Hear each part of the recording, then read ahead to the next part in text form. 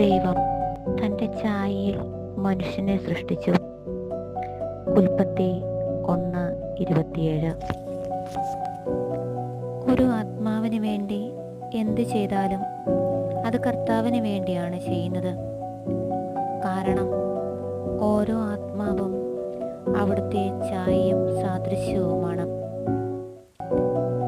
നന്മയുള്ള കർത്താവിൽ നിന്ന് എങ്ങനെ നന്മയുള്ളവളായിരിക്കണമെന്ന് ഞാൻ പഠിക്കുന്നു.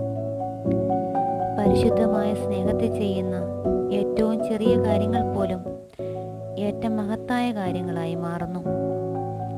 എല്ലാ കാര്യങ്ങൾക്കും മൂല്യം നൽകുന്നത് സ്നേഹം മാത്രമാണ്.